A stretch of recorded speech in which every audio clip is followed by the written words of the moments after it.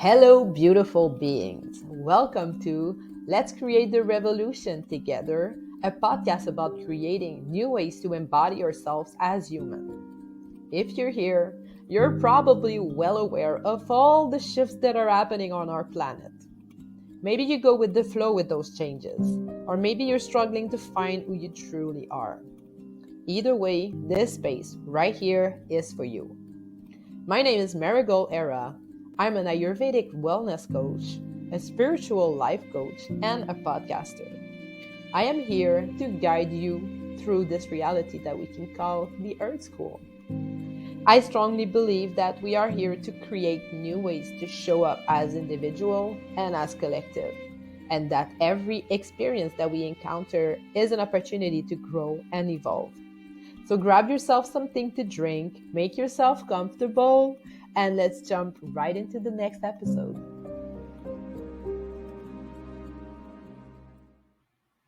Hello, my beautiful beings. I'm so glad that you're here today.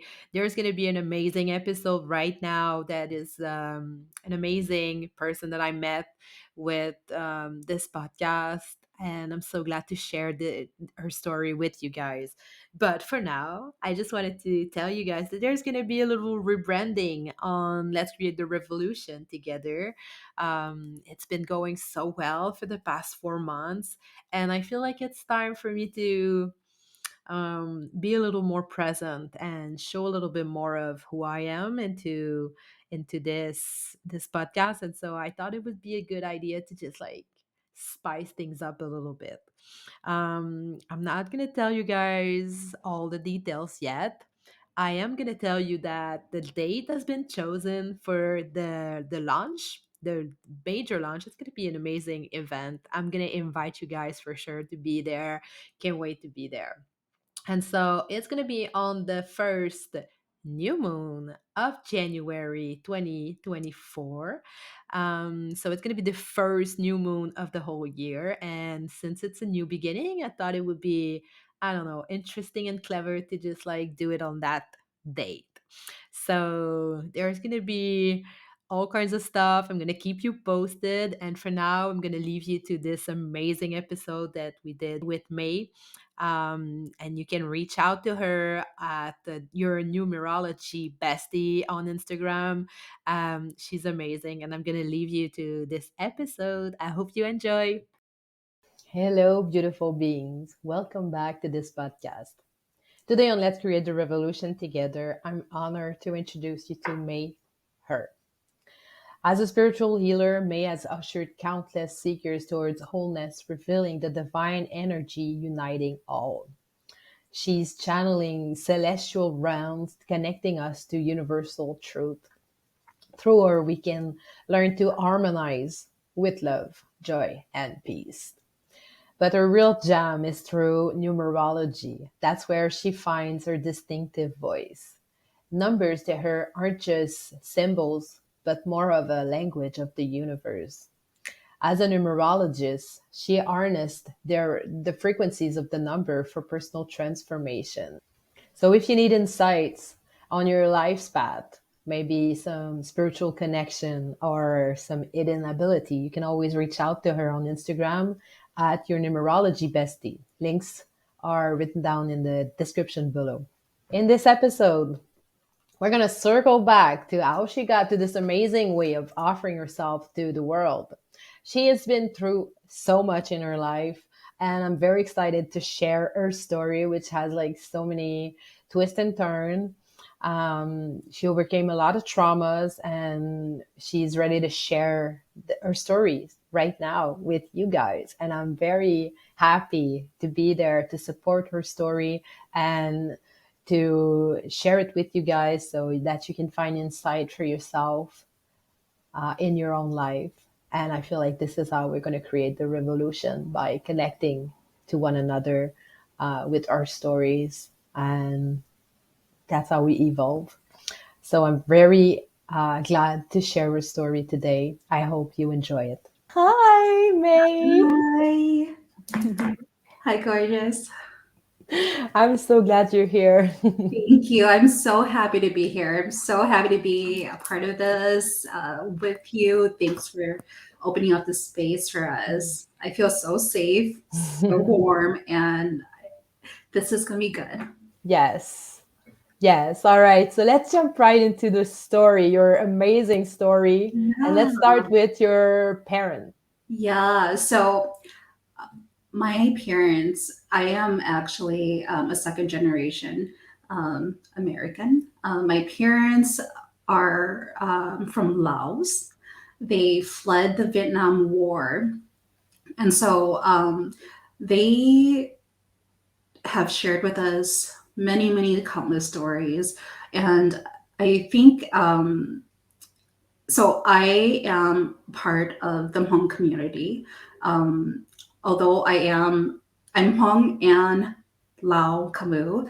And so there's kind of like a mixture of like ethnicities there. But my parents did live in Laos. They experienced the Vietnam War. Throughout the Vietnam War, they lived in forests. It took them a while to actually cross the Mekong River into the refugee camp. So while they were waiting their turn or to have enough money to actually travel by boats to Thailand, which was where they actually ended up, they spent countless months in forests. And so, like, I think with this story, I just want to share, like, sorry, I want to kind of just preface it with my mom because I feel that there is a lot of my trauma, um, a lot of my trauma and a lot of my experiences. I feel like I've carried that through my mom, Mm, and so my mom, she was probably about 5, 6 years old when this war started. They had to flee where their country, and so they lived in the jungle. They lived in the jungle, and she it was her, my two aunties, and a baby brother, and my grandma and grandpa. Their way of survival was literally to eat and drink from the wetlands from the jungle. And so, she's shared stories with them just finding mud bugs. Like, do you know what mud bugs are? Like yes. little crawfish, eating spiders and ants. Like, they literally found any type of protein they could to eat. Um, and they sourced for whatever vegetation they can around in the jungles. And um, around 7 or 8 years old, I think she was probably like seven. Our grandfather had ventured off in hopes of finding more resources, and he never came back. Mm, So he never came back, and I guess he never came back, and there was always this thought of, is he dead or is he alive? Because they were hiding from the Vietnam communists. And so he never came back, and this left her, my two aunties, and the baby uncle, and my grandma to fend for themselves in the jungle. Now, because grandpa never came back, she had to grow up really fast. She mm, was 7, 8 years old. And she had to start cooking and cleaning while grandma went um, sourcing for food, for vegetation, for protein, and you know, living in this I guess, environment during this time, wondering if her, grandpa would ever come back, wondering if he was dead or alive. Um, like I have not really spoken with her privately about this, but she's accumulated a lot of like trauma, mm, just from here. We're remembering bombs being dropped, running for their lives, living in a hut made from branches and leaves, and just eating off like the swamp area. Um, she she really developed a lot of trauma at a very young age. Mm. And I think she kind of just forced this um, to be the way of life. My grandma had to be stronger for their own survival. Yeah. So my grandma is another very she's another pillar in my life, a very strong woman pillar. She's no longer here, but she also was. She became very. I would say I don't know about your grandma or anyone's Asian grandma, but my grandma was very. She was a very strong lady, and it was Yeah. like her words pierced through your body. And so, my mom not being given a chance to live out her childhood, to live out her Mm. teenage years, with a very strong mother, my grandmother. She was, I don't know, my mom was just always very quiet and submissive, and she just did as she was told all her Mm. life, expecting and hoping for the better. And I think throughout my own childhood, that was instilled in me too. Just ignore like the little like we would get bullied growing up, and she would just be like, oh, it's your fault, maybe it's probably the way you looked at them, or maybe something you said, or so it was always more like she was coming from a place where she had to let's see, I'm trying to find the right words, but she just had to be good and do the things the right way, uh, sacrificing her ownness, Yeah. who she is, just to survive. And so those were the survival skills that she taught us. Mm. And so, kind of growing up, we never really had a chance to like really express ourselves the way like truly express yourself, like express our love, our emotions, or everything. We knew that if we spoke with our mom, um, it would just be kind of shrugged off, just go to school, study hard, work hard, find a good husband, and that's life. And so, just kind of that as the old foundation of how of my print, my blueprint. Um, it kind of set me up for a spiral of situations that I guess I didn't know how to. Um, I lost myself. I Yeah. lost myself, right? I lost myself just always trying to people please, always trying Mm. to fit within her narrative of what life was. And then my dad, he's more of a free spirit, very creative. Um, great dad. He's done a lot of like, how should I put this? Um, like without airing too much of my mom and dad's relationship, because I don't feel like violating their privacy. But my dad is totally opposite. Like I said, he's a free spirit. He's very creative. He understands emotions, and so at least he was the pillar for me to Mm. express myself in ways where I needed to grow. So while my mom was like, "Stay home, cook, clean. This is the way of life," I would be like, Dad, I really want to join the math team. I was in the math team too.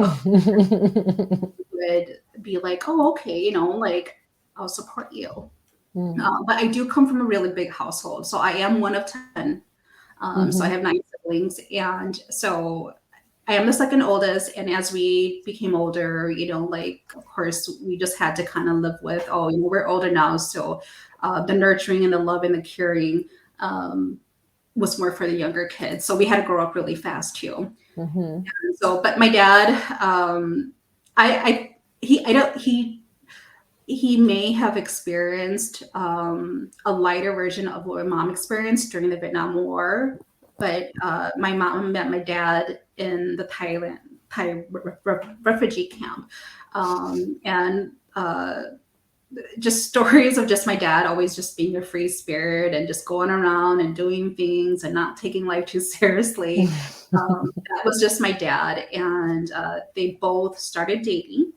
and then they both got on the bus, onto the plane to come here as immigrants. And so they got married, no kids yet, but they came here. They actually went to high school. They both got their high school diplomas. And then they had my brother. And then they had me. And my dad actually went to school and got like two different, I believe he got a degree, a business degree, and then he also was certified as a marine mechanic. And so that was that. But so both my parents are kind of polar opposite of each other, but they both held different pillars for me in my life. I think specifically with my mom at my age, and then understanding, like, I actually blamed her for a lot of my outfalls. Like, mom, like, when we wanted to express ourselves and we were told that, we just had to be quiet about it. Like, I think growing up as a naturally born intuitive too, being more aware of energy. When I felt that things were not right, I was outspoken. And I would really gravitate towards things that I really wanted to do. And I was very headstrong about it. And so we bumped heads a lot. And then I always, like, growing up, I always wished that she was a bit more open about allowing us to express ourselves. But anyhow, so just going back to just kind of feeding off of her, like, traumas, and feeding off of the way how she brought us up. For a huge part of my life, I suppressed all of my emotions and thoughts. I knew I needed to express them, but I didn't know how. And I really leaned on spirituality. So from a very young age, when I was hearing things and seeing things, I actually went with my intuition. And so I kind of feel like, although I've been through a lot of ups and downs, everything that, like, all of like, I balanced everything out just listening to that loving, calm voice that always guided me. And so I leaned on spirituality a lot. As I remember being 7 or 8, where I really wanted something, where I really wanted to go do something, and mom and dad were busy, or mom and dad said no. Like, I literally would just talk with my angels, and they would. I played with them a lot.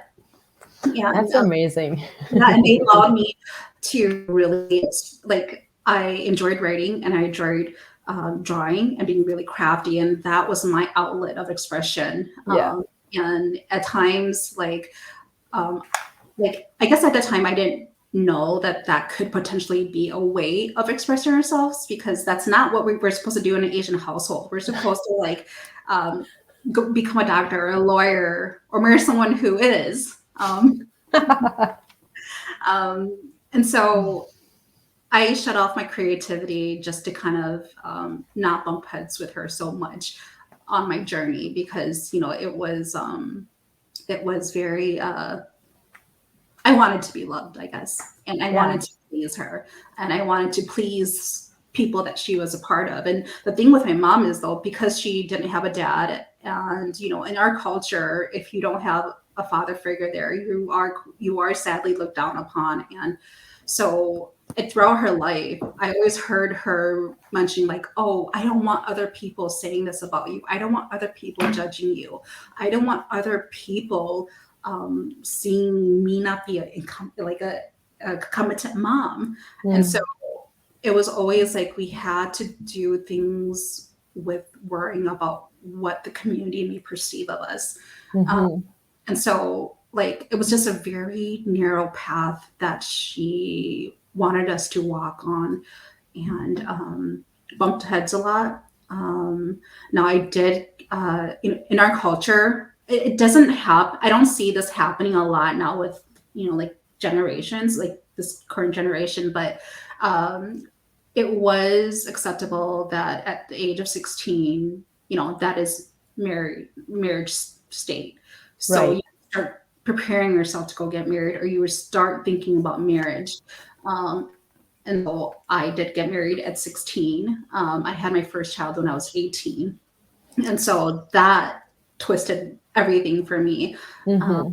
and then during my 10 years of marriage, um, it's the same thing where you just have to please other people. You have to, it was a new lifestyle. It was, Mm-hmm. the family that I married into completely lived differently than how I was brought up. And so I had to shift, like overnight, I had to shift who I was into now being a daughter-in-law, a sister-in-law, a wife. And I mean, that's what happens when you get married, right? But I was so young and it just snapped. And so for 10 years, I started pleasing other people who were my family at that time, doing things that were in their nature. And so I lost myself then too. But again, I always tapped into spirituality and helped, like that little voice that was, like around me, just kind of guiding me through all of the difficult phases of my marriage. Um, and then after 10 years, and after 3 kids, uh, for the sake of my kids and their upbringing, that marriage ended. Hmm. So that was probably 23, 24. Um, and so when I left him, I was like always so grateful and thankful that I would have this trusting voice telling me every step of the way what to do, what to look for, um, just to trust the universe and go with it. And, like I was a single mom working a very demanding job just to keep a roof and food over my kids. And with the help of my family too, we've done, I think, quite well. But then it opened me up to really start discovering, like, now I'm a mom. I know that at this point in time, my mom had, I was an adult with 3 kids. So I Yeah. was kind of on my own to discover what it is that I want in my life. And this allowed me during from 26 to, I would say, it's been a span of 10 years. I was able to rediscover spirituality in a way where I can now express myself, and I know how to share this energy that's always around me. Hmm. And so just kind of embarking on it and just kind of picking up things that I found a way. Like when I first discovered energy healing, it was through a moment where I was at work and my head was like hurting. It did this for like, oh gosh, I remember it was for a while. It was just excruciating, pinching pain in my head. And I went to the doctors, got MRIs, and nothing would surface. And so I leaned on God again. I was like, God, oh my gosh, just please help me. And then suddenly I felt like a rush of warmth come from my Hmm. hands into my head, and it started easing and calming. And I remember I was at my work desk and I looked at my hands and they were glowing. And so I was like, what is this? What is this? What's happening? And so, but I still felt the energy coming out. So I just had it on my head. And then I started looking up, like, what is this? And that's when I discovered energy healing. And then I actually became certified as a Reiki practitioner. And so throughout my career as a Reiki practitioner, I feel like it's always led by spirit where my client needs energy to go. And so it's always been a form of just like, I mean, are you into Reiki? Well, I am not like a practitioner, but I had sessions, and Oh, okay. I feel like it's amazing. I just, it Yeah. feels like it's magic or something. It's Yeah. like touching your body, but Yeah. not.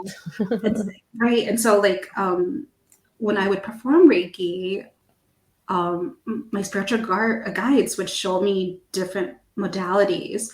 And so I started picking up these different modalities based on, my clients. And so Reiki, like I perform the actual Reiki, but if I have a client who's actually needing to purge, like, I've had incidences where angels would actually come through and they would take over and they would build this protective light over this person because perhaps this person went somewhere. And I'm not familiar, like, with the culture, but in our culture, we believe that when there is any, no matter how small or big of a trauma that's inflicted, you also lose some sprites Mm. from your spiritual body. And so, like, my spiritual guardians would come in and they would like lead me to go find where all these sprites were. And so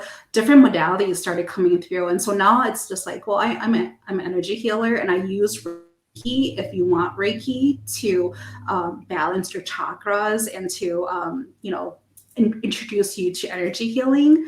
But I usually do just kind of lead people through whatever it is that comes through from spirit. And I'll share and walk my client through every step of the way and give them messages that I get from spirit. And so I started dabbling in energy readings or energy, Mm. yeah, energy healing that way.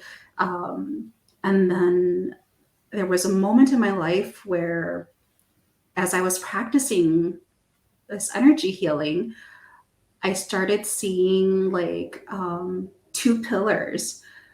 And in these pillars, when I walked and I touched it, I would be downloading information for people. And so I started researching that, and then I learned that was Akashic reading.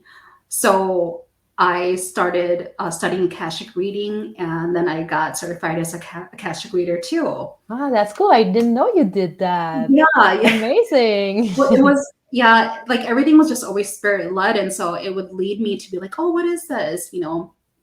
Um, and then with that, just continued channeling, like, when I'm with clients, um, I would always like, I get these messages and I just let it flow. And like when I talk about angels, I talk about the realm in general. It is an energy that I have, I guess, embodied or that I'm familiar with. And so it's just always a very calm, quiet, light, and loving energy. And the messages, the vibrations that come through are just that. And so I call this celestial channeling. And so, when I talk about angels, I'm actually talking about realm, the Yeah. universe, the collective conscious. It's just that energy that I call angelic. So Mm. when I talk about angels, I'm getting the vibration from that realm. Um, and so that's the celestial channeling. And then should we jump into numerology, or do you want to hear Yeah, I have some questions. questions? Girl, this is I'm so just like amazing. flowing. Yeah, that's amazing. I mean, like, what just blow my mind away every time I meet people is that no matter how different our stories are, like I can Uh-huh. always relate, and I can relate with so much. And like, even though we've spoken before, Yeah. I like the first time we spoke, I was like in the, I don't know, in another space where I was like learning the story and I was like supporting you and I was just like there to hear it, right? And Yeah. now I'm hearing it for the second time and I'm like, oh God, yeah, I went through this. I went through this, like it doesn't matter where you're coming from, Yeah. right? Like Yeah. It's that interconnectedness, right? yes, exactly. So like my grandmother was never in the war or anything, but she had this strong piercing. She still has it, Uh-huh. Like I feel like she's never gonna die. Like she's always like Oh, coming through bless something. her. I hope she lives really long. But she's so She will. strong, she's so strong, and if you do something that she's not okay with, she'll Yeah. say it, and the way she'll say it, you're just like, Yeah. oh gosh.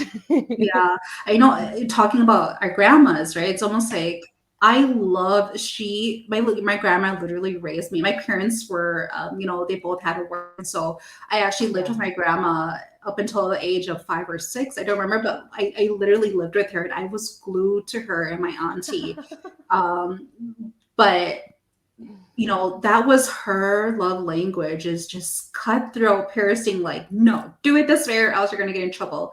And so growing up, because I was a divorcee, and I didn't really, I always felt that because I did not grow up the way that they wanted me to, Hmm. I felt like she was like, I never got a chance to ask her. She passed away 2 years ago, and this is like one thing that I really regret, but I still feel connected to her. And I feel like when I go on my spiritual trances, like her and my aunts are always with me. But throughout after my divorce, I was very ashamed and I was afraid of her, Hmm. so I did not go see her as much as I should have, and Hmm. I regret that. But like I just felt like I don't. I was afraid as an adult she would still whack me.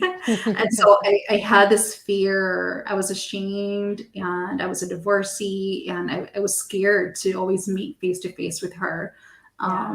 And so, I think just kind of thinking about it now that she's gone, it's kind of like I would have given anything to get a whack on my butt again just to be in her presence, and that no longer, well, right now she's actually smacking me right now, like,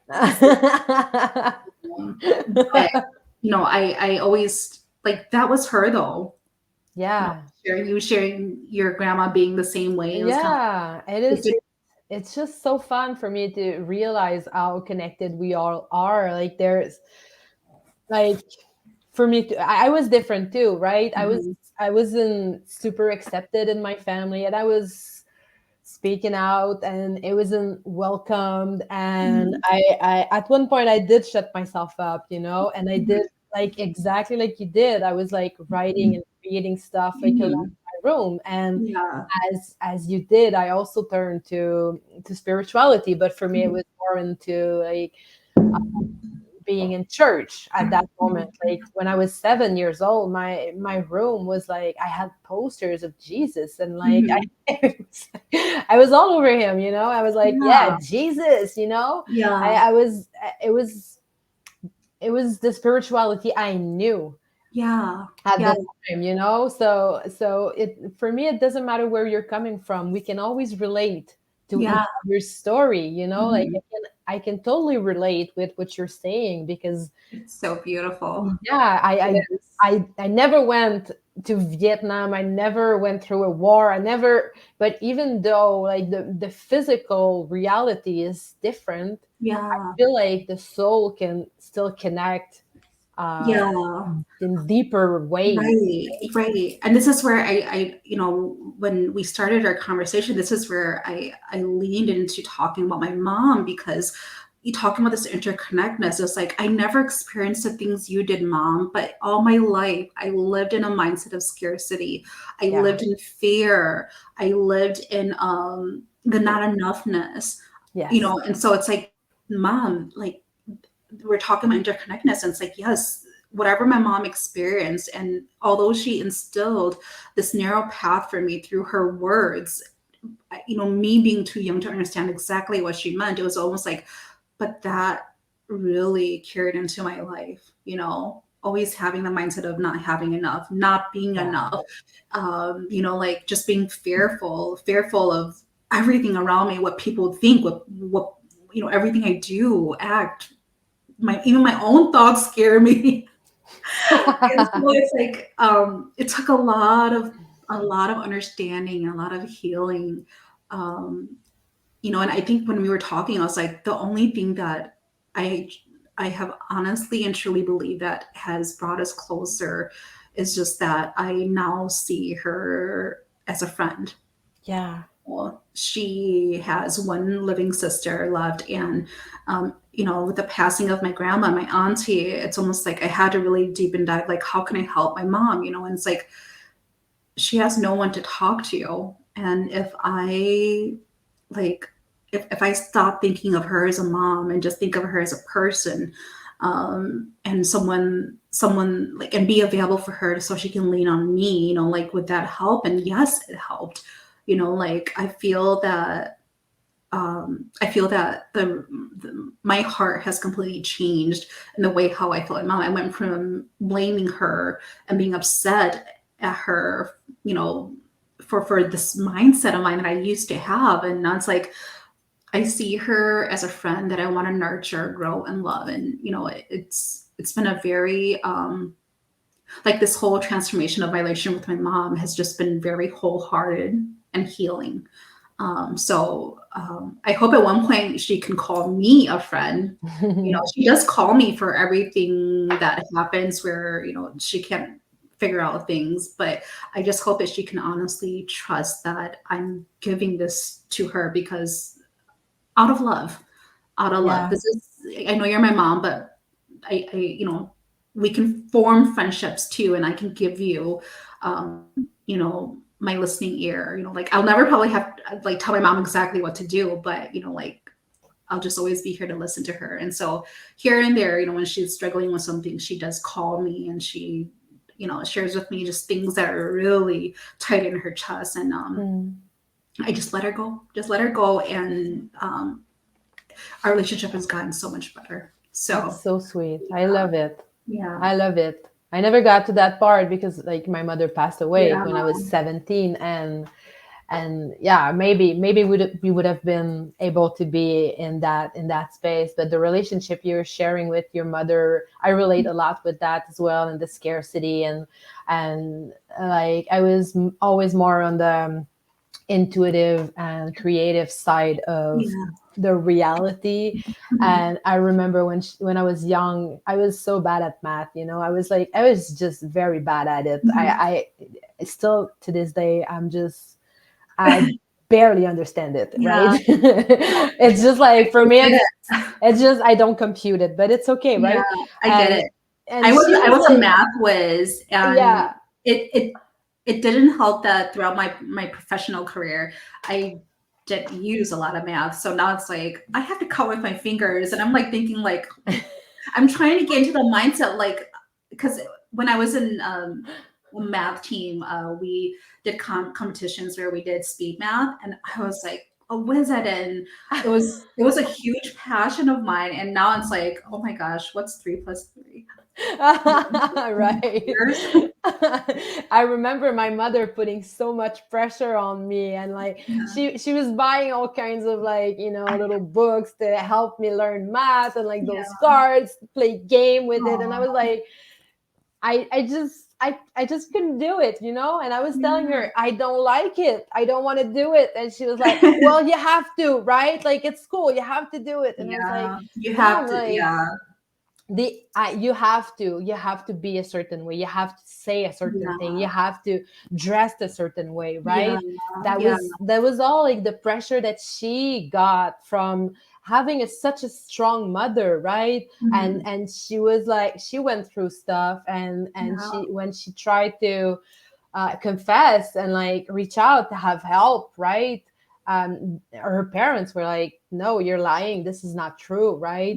And yeah, so she learned, as your mother learned, to shut down for survival, right? yeah, And so either like, even though it wasn't like at war or anything, like we can still relate to each other in a way. Like, it doesn't matter what's the experience, if the result is the same, we can all relate right, to each other. yeah, And so my mother, as your mother, learned how to shut herself down, and yeah, she passed that on to me as well. Because mhm, when I was in first grade in school, and I was like, this is not working, you guys, the system is broken, and like no one would listen to me as a child, right?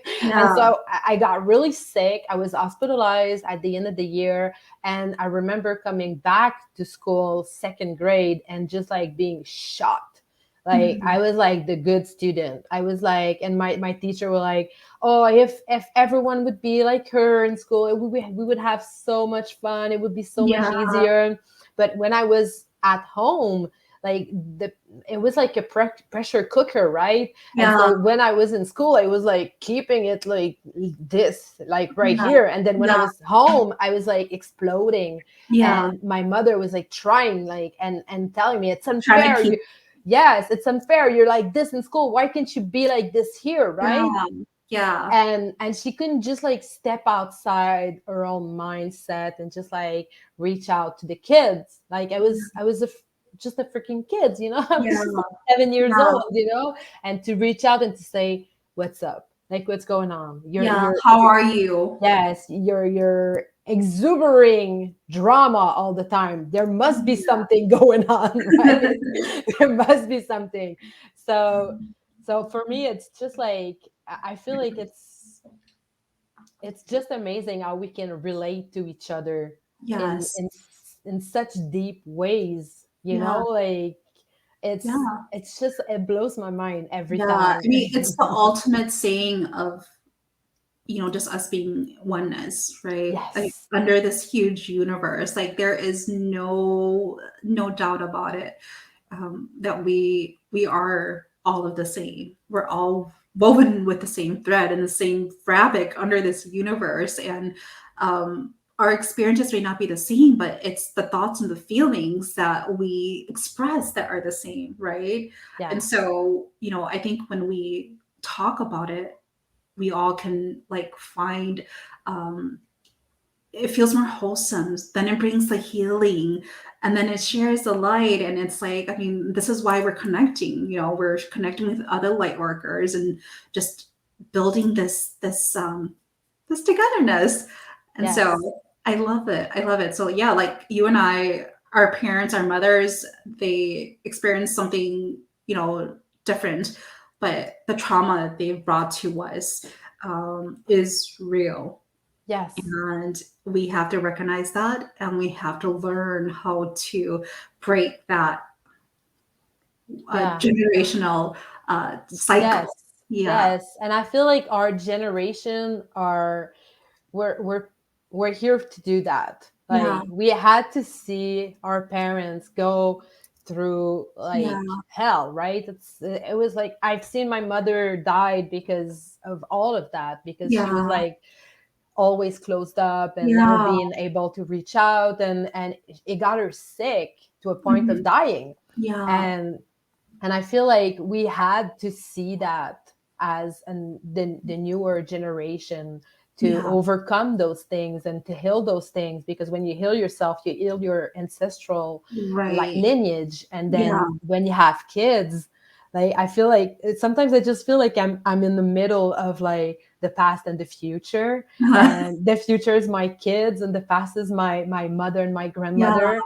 And I just like this feeling of like being in the middle of that yeah, and just like being able to sometimes protect my kids from that, and right, sometimes just like empower them so yeah, much because I've healed some stuff yeah, and I can sit down with them and mhm, speak about those yeah. things It's with like them. we've become our own pillars to bridge, like, you know, the future and the past. And it's like we're sharing light to all the wounds that our ancestors have had. And like and my kids and their generation, those who were born late 1990s to now, it's almost like are they also called millennials, or Yes, I think they're called the millennials. yeah, the way how they express their spirituality is so much more easier because the path that we've kind of opened up for them allows them to really usher in the light, to help Yes. help us really bring higher vibration to Mother Earth. And Yes. so it's almost like us standing in the middle and thinking about our future, a bright, loving, positive future, and then healing the wounds from our ancestors. It's like we are standing firm, just being that bridge. And so, like I Yes. said, that's why it's so important for us to do the work that we do and to recognize all of this. And so it's like, you're doing beautiful work. I am doing beautiful work too. And it is all about just continuing to build that oneness. I mean, Yes. ultimately, we need to build like that layer next that will carry us higher into evolution, right? Yes. Why we're on the Yes. revolutionary show here. Yes, exactly, exactly. And I love how everyone is showing up differently. And so Yeah. I always say that what amazed me the most is like, because we're all saying the same thing, because we're all coming from that oneness, but we're all Mhm. seeing it in different colors. Yeah. And Yeah. so we can bring in a lot more Yeah. people than, like, let's say, like the Catholic Church that were Mhm. just speaking about Jesus in one way, right? And so they were Yeah. bringing people, or sometimes even forcing them, but it was just that one track kind of mindset towards Jesus, Yeah. and the colonization and all of that. And then right now, what I feel like, it's like, well, for you it's like angel and numerology, and Yeah. for them it's like, I don't know, like fitness sometimes, like it can Yeah. be like, it can be Yeah. anything. I It mean, can the be no. purpose, right? The purpose is to shed light, and Yes. in whichever way, and just let it shine and like heal all of those wounds that we need to. So yeah, it's like fitness coaches, life coaches, spiritual coach. Like we have, like what. This is why it's so important when you're like especially awakening, for you to find whatever passion it is and just do it, because it will shine. It will bring you an abundance. And this is why it's like I have my best friend. She's all like, "I think your path is to become a guru." I was like, "No, that is too heavy of a burden for me. I think in this lifetime, I am here to share my experiences and to help light others. Um, but don't call me a guru, because that weight is heavy on me."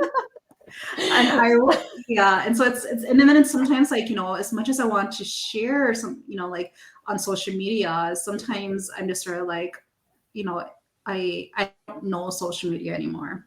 I don't Mm, trust social media anymore, so I'm usually private about my conversations about spirituality. mm, And I'm trying to open up more, just because I'm like, I think someone may need to hear it.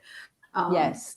but just going back to, just us being threads of light to fill in the wounds and the voids that, um, our ancestors have. I feel like us threading together will really just raise our vibrations higher. And we're doing the work. And you are the pillar.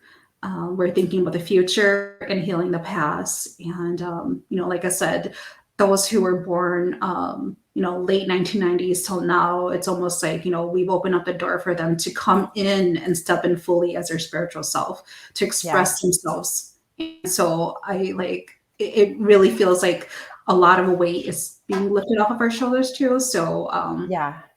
I cannot wait. I cannot wait. Um, I feel like it's in the Yeah. near future, like very near future. But if we start embarking and just continuing our light working missions, we're going to come to a place where, yeah, evolution's going. I mean, everyone talks about it all the time. So let's, we can leave that for um, another conversation. Yeah, but yeah, you're true. I feel like it's true too. Like, I feel like when I hear people saying like, we're not gonna see it from like in this life for us, Yeah, and I'm yeah, like, I don't think so, because I'm seeing it already. yeah, yeah, When you have kids, you see them, you see how they are, you yeah, see like when I was 10 years old, like there was mhm, no way I could do like a 25-minute meditation. Like there yeah. was just no No, way. Like no, my mind wasn't there, it wasn't like that. Like a few of us at that time would be able to do that, but yeah, now, like, I feel like it's almost common for them to be able to reach out. And yeah, like, I have three daughters, one mhm, stepdaughter and two daughters, and they're all like tapping into something that is way greater Oh yeah. than what I've experienced. And they're young and they can take Yeah. responsibility, and they Yeah. understand like the, you know, the macro and the micro, Yeah. the micro anyway. And so Yeah. they can understand all of that. And Yeah. when I'm in a relationship with them, which is every day, Mhm. I'm just like, their awareness and the way they show up in the world, I just, it's amazing. It's Yeah. amazing. And that's because we stepped up at one point, Mhm. and we those pillar that are like holding on, like Yeah. healing that stuff, and then Right. passing something else Yeah. on. and Yeah. and It was like, it's like, you and I both are fully aware that it was meant to be. We had to go through all of this. It was almost like yes, we were kept in a shell. Our mind was kept in a shell, not allowed to expand. And when we broke free, the generations after us can now, like, they're open to limit, like, expansion. yes, And they can soak in more information from the universe and tap into spirituality. And not it's just not that's like, then I'm here and I'm like talking to my kids, and they know how devoted I am to spirituality. And so it's kind of like their minds are open up to spirituality. And they're doing things on their own terms to connect with the divine. And so it's almost like, just seeing that ripple effect is just like, I know, we right? like I said, it's there, it's right there. And we're not waiting for anything, so we just need to get with the program and just let the ripple effect flow. Yes, And so, yes. but I believe wholeheartedly and strongly that, you and I and many other thousands, millions of others are feeling the same way, and just, Yeah. lighting on that their light so that they can flourish too. So Yes. no, Yes, this amen world, to that. there's a lot of craziness in this world, I know, but it's almost like we have to come back to the source, which is love and light. And Yeah. wherever love and light is needed, we need to just continue to share there. And so, I mean, Yeah, I agree. yeah. So, I agree. All right, let's talk a little bit about numerology, because that just interests me a lot, and I know oh, that that's sure, your sure, sure, sure. jam. So let's You and let's I, let's yeah. yes, let's go. Yeah. So now, throughout my whole entire spiritual journey, I have always seen numbers and patterns and symbols. And Sorry. no, it's okay. And so now numerology has never, um, perhaps there is a certain practice or method that maybe the monk community um, may have. Like, I'm American, so my first language is English, and it's hard for me to find like the right words for like in Hmong. But so I never heard of numerology. I just always knew that these signs of numbers and symbols and patterns had a meaning, and I always tried to decode them. And so, like, I was always, like, growing up, I would always see the patterns, a sequence of numbers. Even in my third eye, I would see symbols and things like that. And I was always like, oh, just kind of trying to figure out on my own what all of these meant to me. Um, Hmm. I didn't know how to share it because I was like, I don't know if people would understand me enough. Um, I can paint a sigil, but would you know what I meant, right?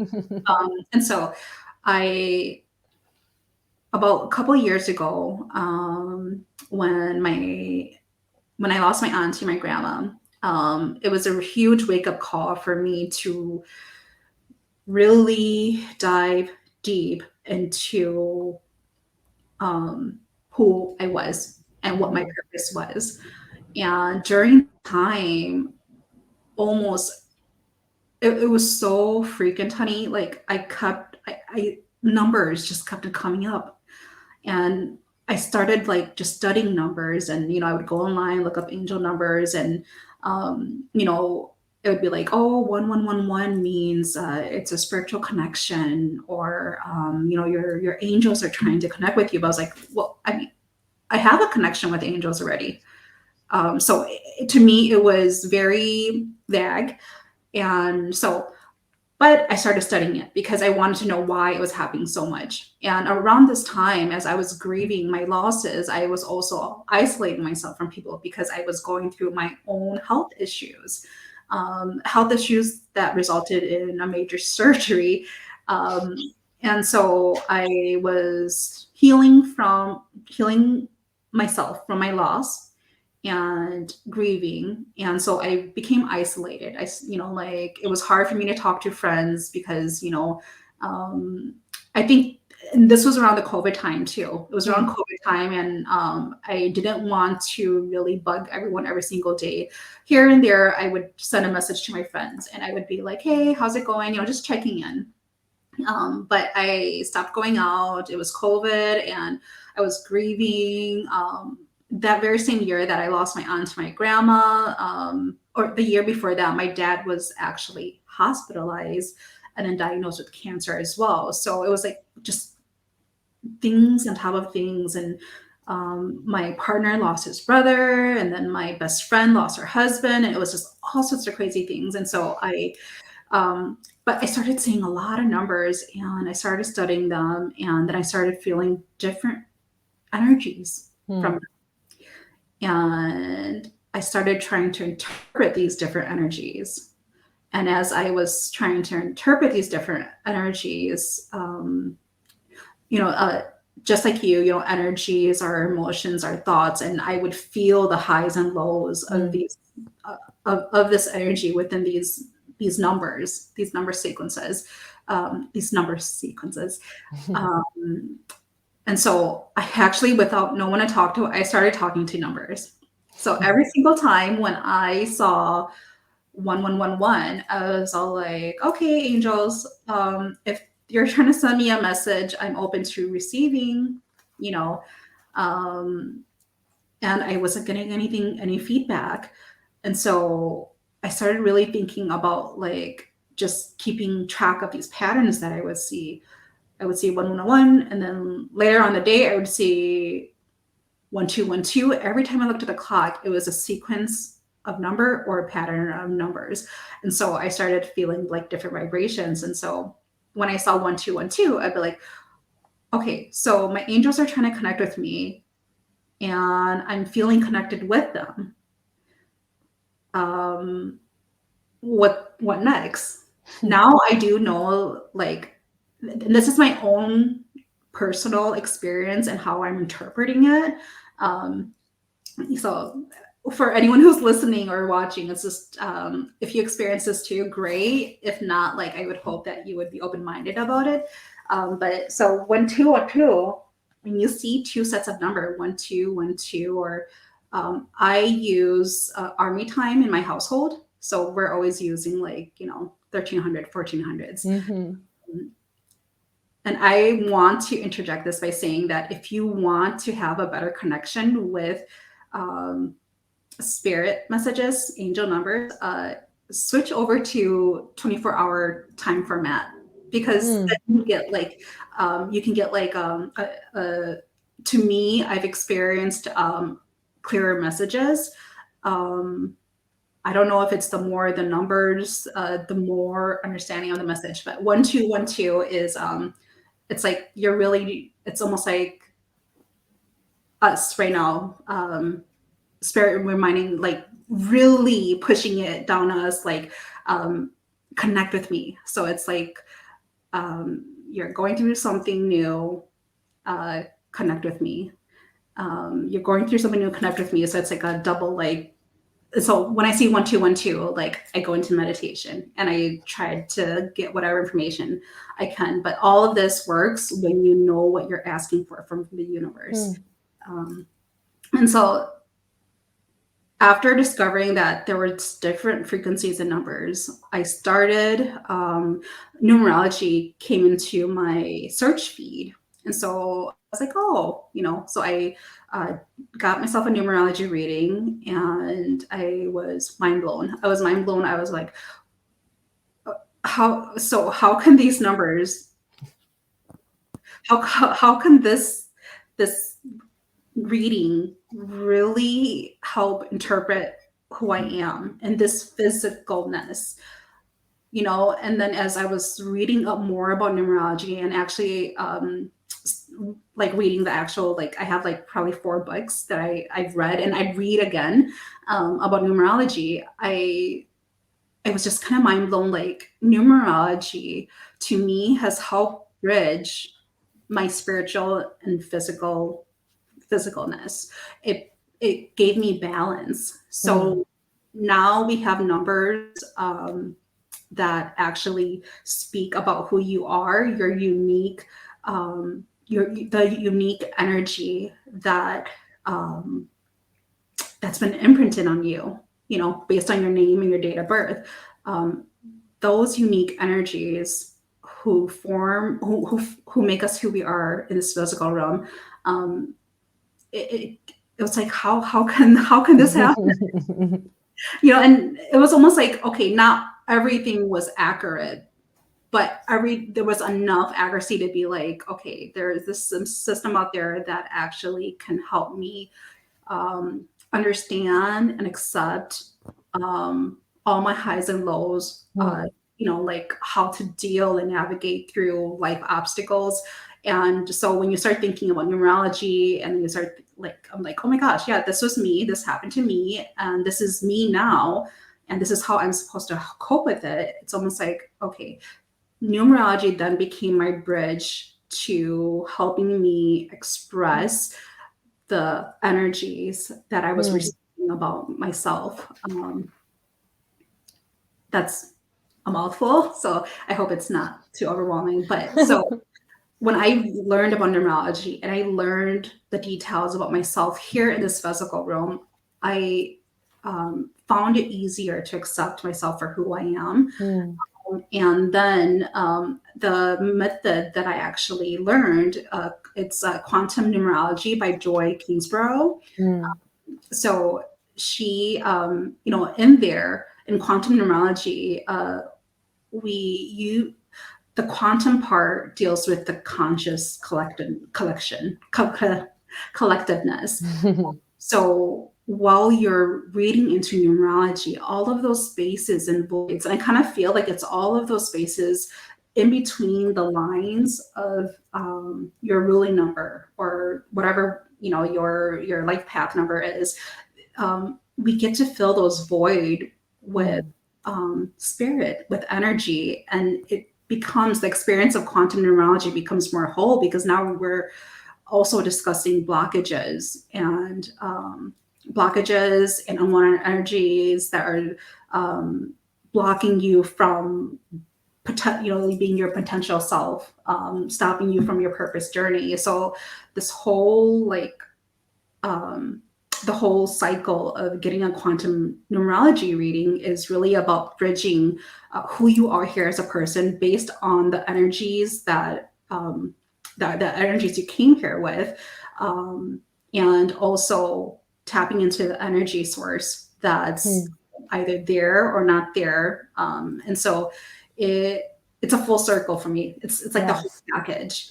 Um, and so, yeah, that's kind of how I found numerology. I was able to help find myself and heal myself through numerology. Mm, Um, and once when I actually started studying numerology, and became certified as a numerologist, I started dreaming about actually making charts. And I even mm. had this one crazy dream where I was walking around and I was seeing people as numbers, and I was like, "Oh, that's a 6. Oh, she's a 7. He's an 8." And wild, wild. And so, and then my dreams, it would repeat in my head what those numbers meant. Um, Mm, and so I was just like, okay, well, maybe I'm reading too much about it, so I'm not dreaming about it, or else spirit is really telling me that who I am. And then, so the more that I started sharing numerology and started doing charting and charting numerology reports, um, I really started to just feel the different vibrations, like completely, of what these numbers mean. Um, Hmm. and I was like, there was just this odd remembrance of like, perhaps this is maybe who I was, a numerologist in my past life. I'm not sure. It very well could be, because everything's like coming back to surface, and it was really easy for me to begin to feel the different vibrations of Hmm. numbers and the numbers itself. And for those who are not aware, it's like, um, numbers, when I say numbers are the language to the universe, numbers have been present in human life, way before like the Roman characters were developed or anything. Like when we see trees, we're already counting like, oh, I'm going to walk this way and I'm going to remember to come back this way because there's two trees there. So Yeah. it seems like we're always counting, right? So numbers have been with humanity for since our creation. And I strongly believe that this is why spirit communicates with us through numbers, Hmm. because it is a solid form of language that we all understand. Even computers understand what numbers are. So, I mean, hello. Yeah. Um, so numbers just are a huge part of our daily lives. And when you study the different emotions, the different energies, everything is energy, right? So Yeah. we're talking about emotions, and a lot of the numerical meanings in numerology are tied to emotions. So when you actually learn about the different numbers and the different vibrations of each, and then emotions that are attached with it, you begin to learn the different vibrations. And so when you see a pattern or a sequence, you can then put together like, okay, this is what spirit is telling me. This is what spirit is telling me. Like when I see 333, it's almost like, oh, you wanted to create something. Today is a perfect day to create something. Where 333 also expresses, love and harmony. Hmm. Um, and so that's that. How much time do we have? We have time. Okay, you can cut this to fit your um I we have time. When it's that yeah, interesting, I'm just keep on rolling. yeah. And it's almost like the most, like when I the numbers, numerologists, when we talk about the core numbers of being 1 through 9, it is a story of evolution from, Hmm. 1 being the beginning, 2 being, um, gosh, I'm trying to remember which book, because I have multiple books in numerology, but in one of the books, I'm sorry, I wish I could quote it. I hate it that I can't think of which one I read this from, but it's like 1 being, the man, and then 2, he connects with the woman, and then the woman and the man create 3. They have a baby, and then Hmm. once they have the baby, 4 is all about stability and foundation, and so now they have to think about creating a foundation. Hmm. And then once they have the foundation, it's kind of like 5 brings, like freedom and change and adaptability. And it's kind of like, now that the husband and the wife has a child and they've built this foundation, what can they add or change in their life to jump into 6, which is to have more love, more harmony, more balance.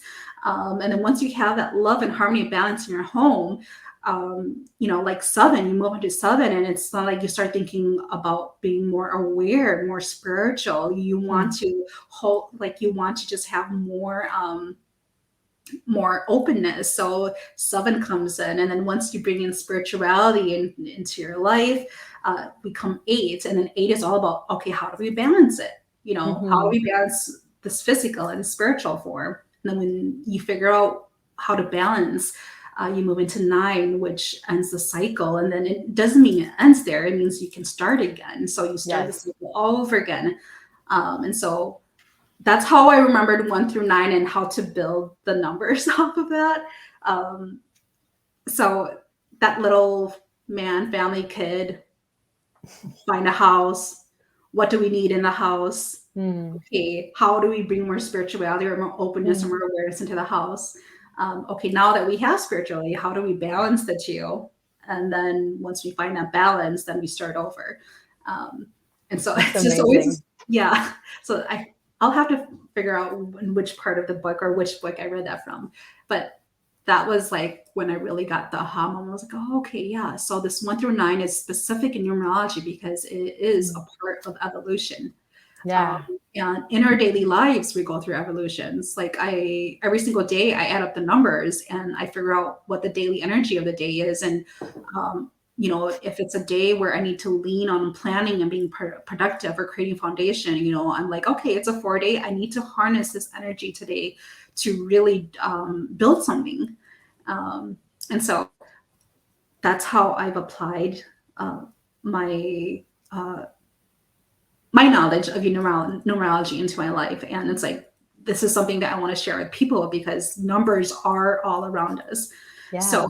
um, yeah, That that's, is so interesting. Since I I think, started this podcast, I've been seeing numbers all over the place. Like I will, yeah, like just take a walk and then lift my eye to see the house that I feel like it's beautiful, and then it's a yeah, 4-4. The address is 4-4. Or like yeah, I've seen those same digit uh-huh, a lot since I started this podcast. Like every time I will check the time, it's like yeah, 1:11 or yeah. 2:22. I Or mean, if you're seeing 444 right now, this is like, oh, I have chills. Sorry. This is beautiful because this is what you're creating, this foundation. And I'm not too sure how other numerologists or people who are experts at angel numbers think of this, but for me, it's like you're counting 444. You're not only counting that you're counting that there's 3 4s, so the number 3 becomes significant too. mhm. And so it's almost like 444. I mean, you're building a very solid, strong foundation for yourself. And when you're talking about number 3, we're talking about the love, the harmony, the creation of something. So it's like what you're doing right now. Your spirit's probably telling you, "Girl, you got this going. Like you're on the right path." So it's Yeah. just reassuring you that what you're doing is what your heart is meaning to you, Yeah. like your heart's desire. Yeah, So that's exactly how I feel. Every time I just yeah, like look at the time and it's all yeah, the same, I'm like, all right, let's yeah, go, yeah. And it's keep like on going. right, and it's like when you see 1111, it's just almost like it's creating the foundation of a new beginning. You're seeing 4 1s and a 1. So what Yeah. it could be a relationship, a business. It could be just be a thought process or your intention of trying to heal, your intention of starting something new. It's like when you see 1111, you have to start thinking like, okay, what do I have to, being that it's 4 1s, what do I have to build? What foundation am I trying to create here? Like telling you to build something, to build Yeah. connection with spirituality, That's right? amazing. Yeah. So numbers never lie. That it will like I'm gonna die saying that numbers do not lie. I always say the body never lies, but yeah, numbers, like, why Oh not? yeah, well, that is true. Yes, that is the body never lies, but The number. numbers help interpret energy, and our bodies Yes. are energy. It's all connected. Yeah, it is. It is. I think that it's very interesting. And so like those chart that you're doing is like, is it like from the birth date or Yeah. So now I do have it dissected to different reports. A right? full birth chart is your name, which includes your life path, your destiny Hmm. number, your soul urge, and your personality trait. And then I also do the date of birth. I like to see if there's anything clashing with your birth name or your date of birth that's probably blocking you from Hmm. like, and then the thing is, like, when I say block, it's like if there's something missing, we can always add that string of energy into your life so that you can feel more full, more purposeful. But so it is birth name and date of birth, and then the full package that I offer, like as I'm reading this to you, we'll then sit and talk about how this resonates with you. And then if I, like, and then I'll offer additional services like, oh, do you need Reiki because you're emotionally, um, whacked out?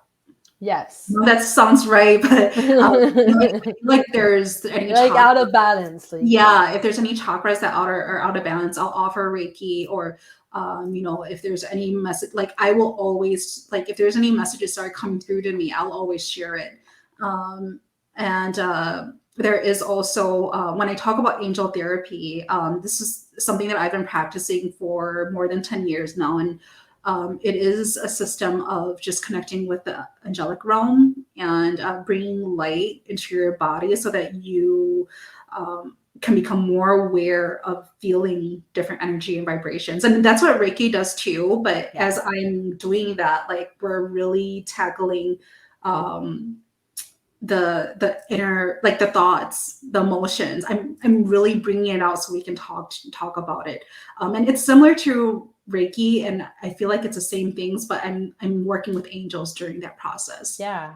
Um, and if there is anything in their Akashic records that they want to clear based on their karma or dharma, then we can talk about those too. And we can talk about how do we work through these lessons more easy, more with the ebbs and flows of the universe so that you can feel, so that you can begin to live a more purposeful life.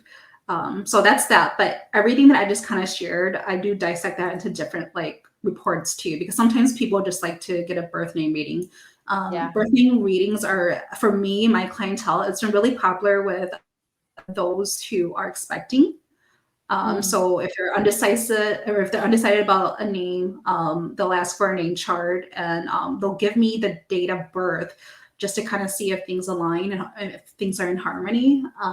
And if they are thinking about a name change or they just want to explore more about themselves.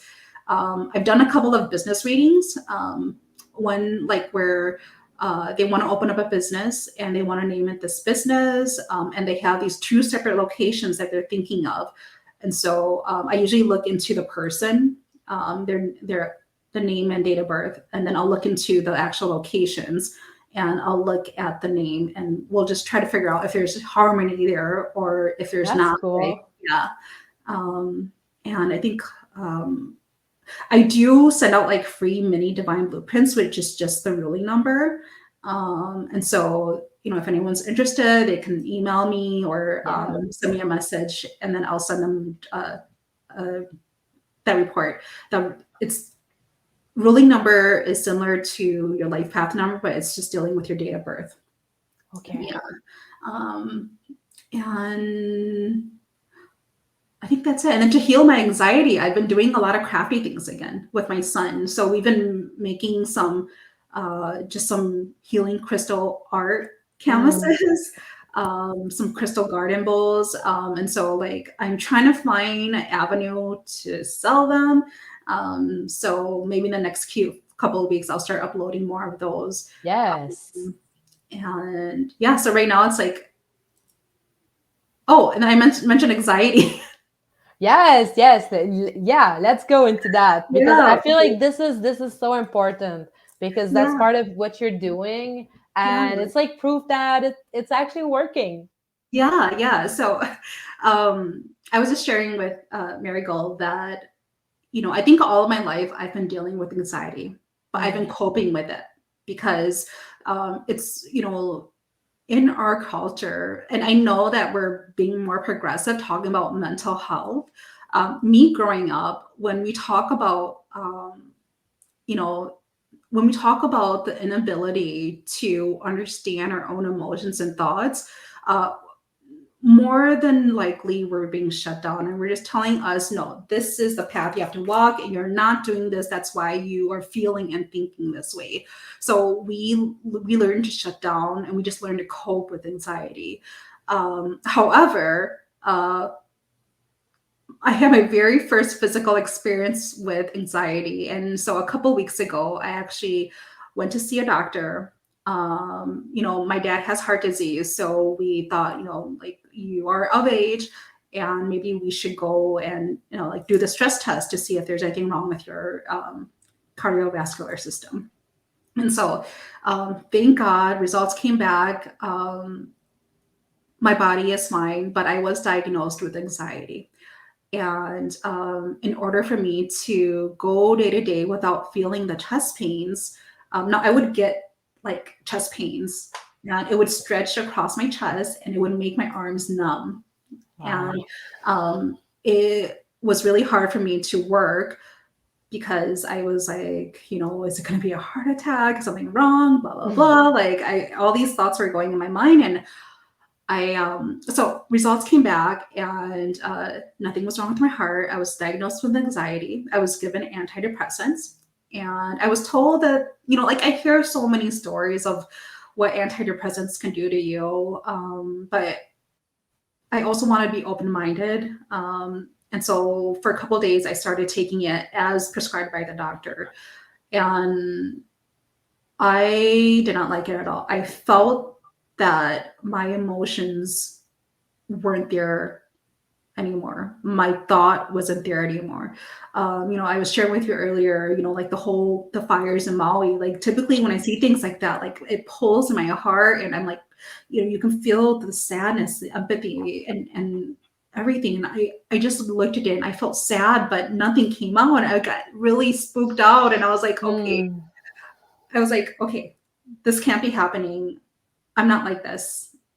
And so I got scared and I stopped taking the prescriptions. And so I've been off social media for a couple of weeks now, trying to self heal myself from this anxiety. And I've been doing so by just being, I stopped taking the medication. It took me about a week to get back to normal. And then I started really diving deep into where the source of my anxiety was coming from. Um, and it was just kind of like built. It was like I said, I've never experienced the physicalness of anxiety up until that moment. And so for the last 2 weeks, it's like diving deep into where this came from, and started really cutting cords and healing myself. And so I found myself doing Reiki on myself every single morning, and angel therapy as well. Like, I was infusing it, and I was like just cutting cords and just like just working on my body. And so I'm not taking the meds. My chest pain is gone. But a lot of it was like in my body. It was in my body. And I know when I was working on my solar plex and my sacral chakra, I felt a lot of, I just felt a lot of it was pulling at my chest. And so I started working more on my solar plex sacral and my root chakra. Yeah. And I realized that I've neglected that area a lot just because I've been working with a lot of people. So I try to shut out my own emotions. Just kind of going back to a couple years ago, I wasn't in the best place. I was trying to have a baby. And my reproductive system wasn't well. I was, having like cystic, like cyst and fibroid. And so I was put on hormone therapy. That very year, I gained like 40 pounds. Oh my God. Yeah. And I gained like 40 pounds in that 1 year. And so I got scared. I stopped taking it. I was just hoping things would go natural, but for about 4 or 5 months up until my hysterectomy, I was bleeding heavy nonstop. And so I just made the decision, okay, I guess I can't have any more kids. And, I wouldn't stop bleeding. And I was diagnosed with PCOS, amongst things. Yeah. So I decided to stop fixing myself because my doctor was giving me different doses of hormone therapy that weren't working. Mm. Bleeding went and stopped. So I just said, okay, this is it for me and kids. I have three beautiful boys, and so that's my blessing. So I Yes. got my hysterectomy, and I realized in the moment, as I was self healing, that when I took out my uterus, I my whole thought was it's not there anymore, so I don't Mm. care about it. And Mm. it wasn't there anymore, so I didn't care about it. Like I just acted like it didn't exist. Yeah. But that was where, you know, I needed healing. Yes. So I worked on that a lot, like every single day. Like when I did Reiki on myself, like I focused extra attention on it, and um, as I was removing all of the built up negative energies and all of the hurt and pain that my uterus went through, I just started speaking more loving to myself, and you know, um, I literally was talking to my, like, I'm sorry, I forgot about you. Mm. You weren't there, and so I just kind of felt like, I neglected it. Yeah. So when I started doing that, I started feeling better, and now it's like I feel whole again and more better. That's amazing. That's Yeah, amazing how we can actually heal the body. yeah, And yeah, and the story you just told about your uterus, it's so yeah, powerful. And those, I've studied Ayurveda, and in Ayurveda, when we talk about the chakra system, yeah. like it's coming from the heart, and then Mhm. up it's the masculine chakras, and Yeah. down it's the feminine ones. Mhm. And so sometimes I feel like we're so busy in that masculine world, like trying to make money. And as you were like a Yeah, single parent, like we have to focus up there, right? right, right. And we forget about embodying and nurturing and like Yeah, taking care, and like that movement. Like I yeah, remember studying in our Ayurveda, and we were always like moving, to yeah, to just like activate those chakras, because yeah, they're kind of numb, they're kind of yeah, not there, they're like downstairs. Like yeah. And it's almost like, as I was healing my root and my sacral chakras, I was like thinking to myself, like, how how can I have forgotten about you just because you're not there anymore? And like I'm still trying to process it and learn from it so that I can help other people. But it's like, you know, when I got it removed, I all my life I've just since then, not all my life, but since my hysterectomy, I was just thinking like that's not there anymore, like it's not a problem anymore. mm-hmm. But then as I was healing it, I felt all the pain and neglect, and I was like, oh my God, I'm so sorry. I was like literally holding myself by my pelvis. I was like, oh my gosh, like I didn't know that you needed this like this too. And so when I actually, Mm. did that, it really helped. And it was like every single week I did like maybe 3 days out of the week I was doing Reiki, and then like a couple days out of the week I would do like the angel therapy and just let Yeah. the angel energies come in and kind of just help flush out more of the toxins, Yes. or the I call them toxins, but the unwanted block energy, the blockages, and so yeah, like it really helped me. And I guess we're having this conversation because we wanted to talk about like how um, everything does lead back to spirituality. So although we are consumed and like, and I don't mean in no disrespect to doctors because they're a huge reason why we Yeah.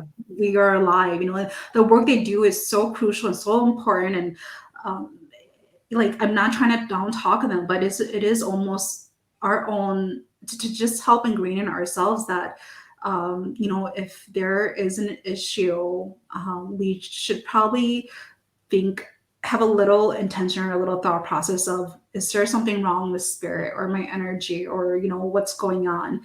Yeah, my um thoughts, my emotion, like yeah. all of that. I feel like medicine, modern medicine Mhm. in our world, in the Western world, is to like it's too much focused on just the body, Mhm. and it forgot, yes, and the And money. money, body and money, Yeah. and they it's just like if that kind of medicine just don't take in consideration Yeah. what we're going through, what Yeah. are our emotion, what's our spiritual life, Yeah.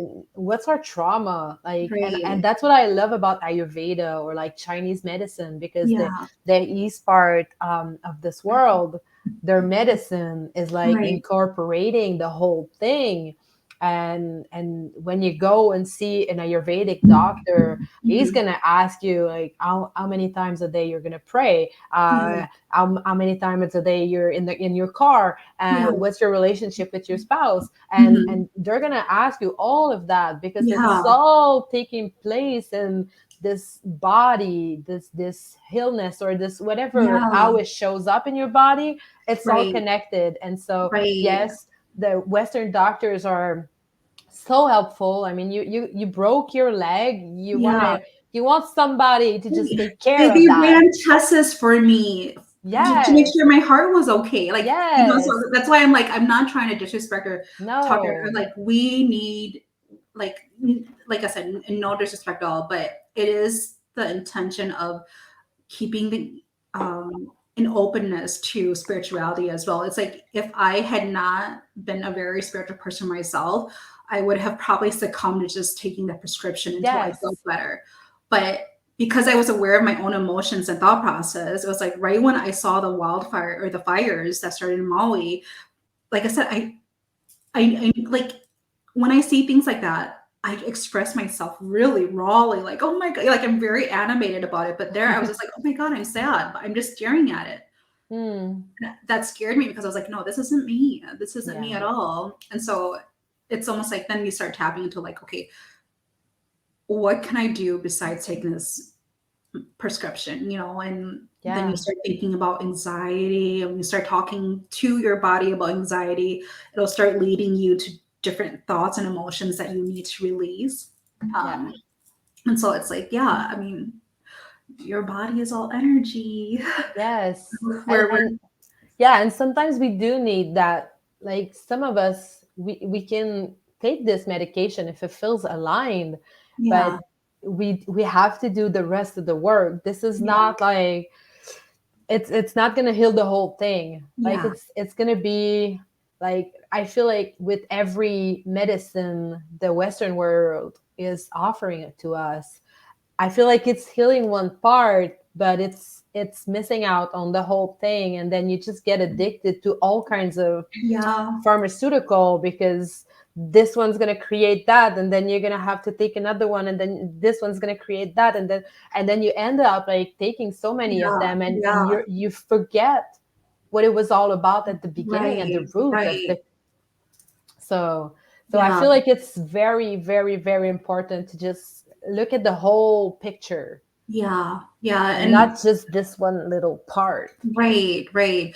So it is really the mind, body, and soul. And it's Yeah, just, I wanted to share that private part about, I'm on the recovering end of it, but, from mid-July through August, when I was going through the chest pains, um, I just want to share this part of me just because, um, it's just to remind people to be intentional about like being open to spirituality and yeah, diving deeper into what is creating this. Like, if I hadn't really self, like, did Reiki on myself and angel therapy, is like, I would have probably never knew that my sacral and my root chakra really needed attention. Like, I was yeah, acting like it didn't exist. um but like, I figured it out. I found it out. And, like it says, do go see your doctor for Yeah. do go see your doctor. Do Yeah, go see your totally. doctor for all of their professional medical advice, but also listen to your body and be open to spirituality. Yeah. Talk with your soul, talk with your mind, have deep discussions on why you're experiencing this, and um, you know, even talk to us. Like if anything, Yes. and we can help Yes. you through energy healing. Yes, it's And really so, like the masculine world and the feminine world being together, working in teams. You yeah, know, the yeah, medicine world, like it's pretty much the masculine for yes, me, so, like in my vision, because you want to feel support in that, like collecting the data, right? right, You want to right. feel support in that. You want to have like an answer on like what's going on, you Yeah, know? and right, and I And you want to have the support, the rest of the support, like, because the yeah, doctor is not going to sit with you and say, are you okay, how are yeah, you feeling, you know? Like yeah, this yeah, is not their role, and it's fine like that. We just need to bring the other part on, like we need right. both. This is not just Yes, a and one-man show, like. right, right. And then, talking like, you know, everything from the heart up Mm, feels very divine, but it's also where we can uh physically manifest things, right? yes, Through, and it's almost like, yes, so we have doctors, we want more abundance, and that's how we can bring into fruition like those manifestations.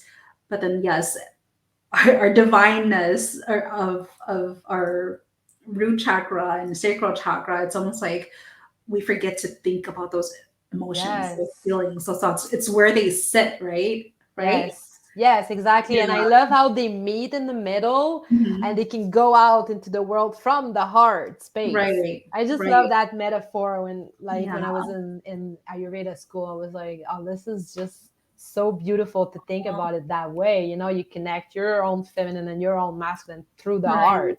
Yeah, And I just feel like this is something like worth bringing forward, like right. at large, like, and we can see it in the medical system and in the educational system. We can see it everywhere, like the Yeah, masculine needs the feminine. It's yeah. like that. It is what it is. It's You're in right. it's in our own body. Yeah, and it's like no matter if you're female or male, or if you identify as another person, but it's just more like when we're talking about masculine and feminine energy, we're talking about like, you know, we're talking about energies. We're Yes. talking about light and heavy energies and how do we Yeah. balance it. Um, it makes us feel whole and makes us feel good, and so it's important for everyone to be intentional about it. Like I Yeah. said, if I was not as spiritually devoted as I am, like, I mean, I would have not recognized my own emotions, and I would continue taking the prescription. Um, I can tell that like the couple of days I was taking it, I was able to breathe more better, and it felt Mm. my oxygen was coming into my body, Mm-hmm. but that was it. And I was like, oh my goodness, there's fires breaking out in Maui, and I'm sad. But usually I would be like really animated and very like raw about my emotions. And I was like, oh, it really Yeah. scared me. And I was like, Yeah. and so it's kind of like be open, be in tune with your energy, aka your emotions, your thoughts. Um, and like me sharing the story again is just like just that. Like you have to think about, you know, your mind and your soul, and what's lacking, where do you need balance, and see an energy healer if you need to figure it out. Yeah. I always feel like one of my clients did ask about like, you know if we, like, do is it wrong to see a doctor and an energy healer? I was like, no, you should see both. You should see both because and if the doctor is an energy healer, amazing. Amazing, Yes. right? But we don't see a lot of those holistic doctors, Yes. practitioners a lot. Um, Maybe they're in hiding, and you do find those doctors really well, but it's almost like they still have to go by the book and do what they're Yeah. taught and do what the clinic or hospital rules are. Yeah. But yeah, I was like, you should see both. I mean, they're just to make sure that there's like you're getting all bases covered with your alignments, whether it's physical illness or lacking or black or having blocked energy. So yeah, Amazing. Thank amazing. you. Thank Yeah, you thank so much. you. Thank you so much for sharing all of that. Oh my I feel gosh, like it thanks for was, giving me space. yeah, it's always super fun for me to, Yeah. Yeah, to no, I felt like this was really, really nice. Not only was it an outlet for me to share, like parts of me, memories of me, my stories, but then I also, we connected on a level where it made like it reminded me and it brought me back to just the whole thought of like, you and I are not different. You're in a different country and I'm here and we have similar like traumas that we've healed from. yes. But you know, the road ahead of us, we're walking together, and it makes me feel like we aren't alone. We aren't alone, and everything that we experienced was meant to be. And we've broken the wall, and we were allowing future generations to come in fully as themselves, and to express themselves in ways that would help us raise the vibration higher. Yeah. So it's just a very beautiful journey now and ahead of us, and I'm glad that we can talk about this in this space. Yes. Yes, and I'm sure that the listeners are gonna relate to that as Mhm. well, because if I can relate to your story, I feel like a lot of people can relate to Yeah, that as well. And that feeling of being lonely, I like it's time we move on from yeah, that, because we're not alone. We're just like scattered. yeah, We're yeah, just scattered a little bit right now, so it's yeah. all right. Let's let's stick together. Let's create that revolution. Mhm. Like for me, it's like one experience at a time, one story at a time, and let's build the Yeah, momentum, and yeah, let's bring forward different people so we can right. just move all together into something new, something worth like living, like Yeah, change is happening anyway. We might just be a part of it. yeah. Just might as well just go with the flow and trust the universe, trust source, divine angels.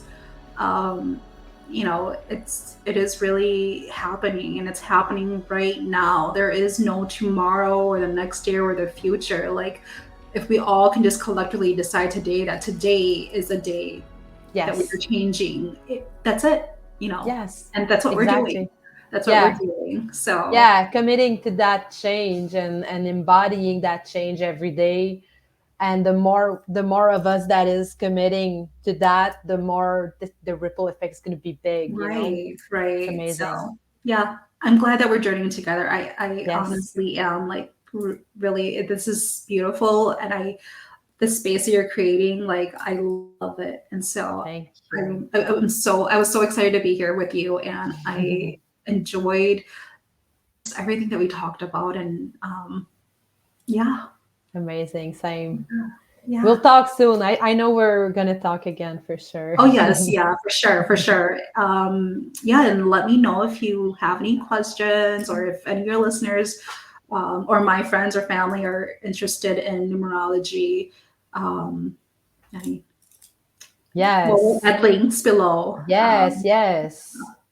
Yes, ask your question in the comments, reach out to us.